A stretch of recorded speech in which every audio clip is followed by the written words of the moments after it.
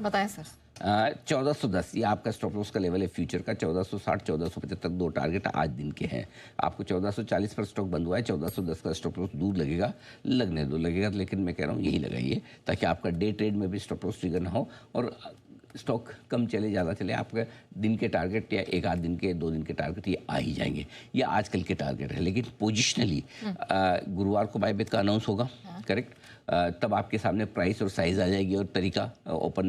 देखो बायबैक 2 तरीके से किया जाता है, या तो आप शेयर खरीद के कंपनी में टेंडर करें जिसे टेंडर रूट कहते हैं। दूसरा है कि कंपनी कहती है हम इतने रुपए का बायबैक करेंगे, लेकिन हम ओपन मार्केट परचेज करेंगे, यानी कि उसमें कोई ओपन ऑफर नहीं आएगा जिसमें आपको शेयर देने हैं, बल्कि कंपनी जब जैसा उनका मन करेगी मार्केट से धीमे धीमे उतना खरीदती रहेगी। 6 महीनों में वो पूरा किया जाता है, राइट। सो मेरा ये समझना है कि ये वाला बायबैक है वो ज़्यादा बेहतर है इन्वेस्टर्स के लिहाज से, जहाँ टेंडर ऑफर के जरिए आता है। सो ऐसे में आपको पोजिशनल टारगेट ये इंपॉर्टेंट है, जो 3 नोट करके रखिए। 1530, 1675 और 1750 ये 3 टारगेट हैं, इनको लेकर चलिए आप। देखिए सपोज आपका 20% प्रीमियम पर बायबैक होता है, 1440 से आप करीबन 150-300 रुपये आप ऊपर गिन लीजिए, राइट। तो आपका 1740 1730 के आसपास का बायबैक का प्राइस हो जाता है।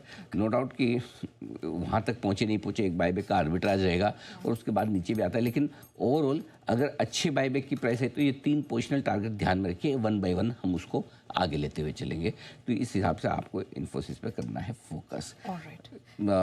मेरे ख्याल से 3 साल बाद का बायबैक है। और एक और अच्छा जो ट्रेंड दिख रहा है इन्फोसिस में, ज़्यादातर आईटी कंपनी में 3 साल 4 साल में जो पैसा बनाते हैं, जो कैश इकट्ठा होता है इनका, वो बायबैक के जरिए वापस शेयर होल्डर्स को देते हैं, क्योंकि उन्हें इन्वेस्टमेंट तो करना नहीं है बिजनेस में, ज़रूरत है नहीं, कोई कैपिटल एक्सपेंडिचर है नहीं, वर्किंग कैपिटल की ज़रूरत है नहीं।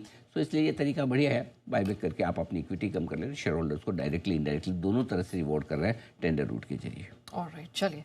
तो इसमें एक चीज़ और बता दूं कि अभी तक टेंडर रूट होगा नहीं होगा, गुरुवार को पता चलेगा। एग्जैक्टली साइज गुरुवार को पता चलेगी, प्राइस गुरुवार को पता चलेगी, टेंडर रूट है या ओपन मार्केट परचेज गुरुवार को पता चलेगा। तो ये एक रिस्क अभी ध्यान रखिएगा, अभी तक ये आना बाकी है, ये हमारा अनुमान है। ऑलराइट, चलिए।